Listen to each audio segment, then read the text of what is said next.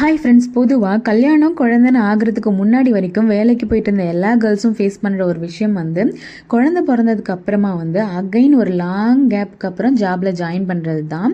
சில பெண்களுக்கு கல்யாணம், குழந்தை, ஹஸ்பண்டு இப்படியே லைஃப் போயிடுது அவங்க கெரியரே.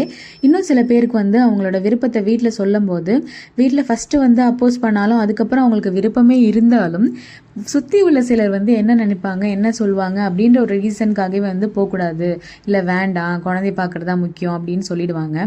பெண்களுக்கு எப்போவுமே பெண்கள் தாங்க எதிரி. சரி, ஒர்க் ஃப்ரம் ஹோம் எதுவுமே கிடைக்காத பட்சத்தில் அட் லாஸ்ட்டாக சோஷியல் மீடியா, யூடியூப்பில் சேனல் ஏதாவது ஸ்டார்ட் பண்ணலான்னு பார்த்தா அதுலேயும் நெகட்டிவ் கமெண்ட்ஸ். என்னதான் நம்ம மென்டலி ஸ்ட்ராங்காக இருந்தாலும் அது ஒரு இடத்துல நம்மளை பாதிக்க தான் செய்யுது. இதுலேயே கிவ் அப் பண்ணவங்க நிறைய பேர் இருக்காங்க. யாரெல்லாம் இப்படி கிவ் அப் பண்ணீங்கன்னு கண்டிப்பாக கமெண்ட்டில் சொல்லுங்கள். ஸோ இப்படி இருக்கிற எல்லாருக்கும் நான் ஒன்று சொல்லிக்க விரும்புகிறேன். Never ever simply chit at home. Negative comments பண்ணுறவங்க பண்ணிகிட்டே தான் இருப்பாங்க. நீங்கள் உங்கள் வேலையை நோக்கி ஓடிட்டே இருங்க. மூவிஸில் சொல்கிற மாதிரி இந்த உலகம் நான் ஜெயிச்சிடுவேன்னு சொன்னால் நம்பாது, ஜெயிச்சவங்க சொன்னால் கண்டிப்பாக நம்பும். ஸோ உங்கள் குறிக்கோளை நோக்கி நீங்கள் ஓடிட்டே இருங்க. கண்டிப்பாக ஒரு நாள் நீங்கள் ஷைன் ஆவீங்க. நெகட்டிவ் கமெண்ட்ஸ் பண்ணுறவங்க எல்லாருக்கும் சொல்லுங்கள், நான் உங்களை மாதிரி வெட்டியாக வீட்டில் உட்காந்துல்ல, நான் ஒரு சோஷியல் மீடியா இன்ஃப்ளூயன்சர்னு கெத்தாக சொல்லிக்கோங்க. நெக்ஸ்ட் வீடியோவில் பார்க்கலாம்.